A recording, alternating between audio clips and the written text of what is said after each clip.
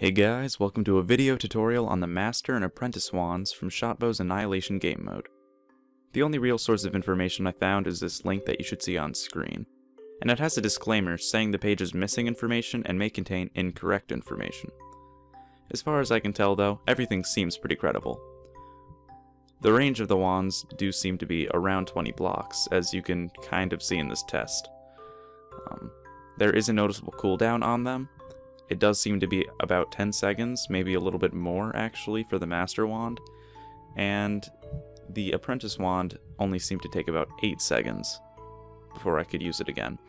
Now this might vary depending on the range that you use them at. I'm not exactly sure, but when I was just standing next to someone and just right clicking, it did come out to about 8 and 10 seconds.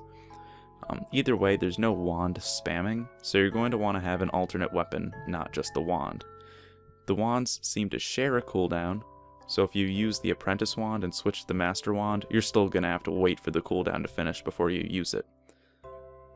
Now, it confirms that there's no ammunition or fuel needed for the wands, which is true, and the prices it displays are correct. 32 gold ingots for the Master wand and 16 for the Apprentice wand. So if all of this information is correct, and pretty easy to access, why would I bother making a video, you might ask? Well, I wanted to make the video because I wanted to do the research to fix this page and, the wiki and whatever. So I figured if I'm going to be testing everything out, I might as well take the footage of it and put it in a video so that people can see firsthand how everything works. And the other reason that I wanted to make it, and this is the larger reason, is just because some people learn better from seeing the wands in action than they would by reading the text on the page. And so hopefully this will inspire more people to use the wands, because they really are very useful in Minecraft Annihilation. So, starting off with how to get the wands. When you're in your base, you should see a sign somewhere that says Weapons Shop. If you right-click the sign, a menu pops up with the shop's inventory. Included in this are the 2 wands. All you have to do is find the gold mine, collect enough gold ore to purchase the wand you want, and then smelt that gold ore down. I recommend getting an iron pickaxe first so the gold's much easier to mine. Once you have the gold you need, return to the sign, click it again, and then click on the wand you want. It'll automatically put the wand in your inventory and consume the gold that you have. So now you have the wand, but how exactly does it work? Well, you have to right-click when your crosshair plus sign thing in the center of your screen is lined up with an enemy. Now factor in the approximately 20 blocks of range and the cooldown timer. I also noticed while using them that they have a little bit of knockback, enough to hit someone off a skybridge for instance.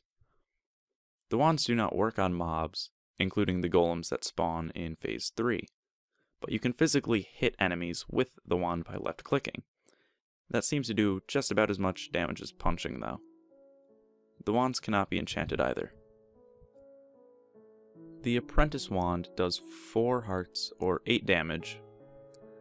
Now that's someone without armor, and you don't see that very often. It does about 2.5 to 3 hearts to someone in full leather, and then about 1.5 hearts to someone in full iron. Now, the damage might change based off of range or how soon you use it off cooldown. I really could not tell from the tests I did, but the damage I actually dealt bounced around a little bit. Feel safe knowing that if you use the wand first though, it's like getting a free hit in, especially if you use the Master wand, which sets your enemy on fire. Now without having the fire included at all, you can still hurt people while they're in water or while it's raining, it just won't set them on fire. So you still do about 2 to 3 hearts of damage to someone in leather armor while they're submerged in the water, and now factor in that fire damage again. And you're actually doing quite a bit over time because fire isn't affected by their armor value.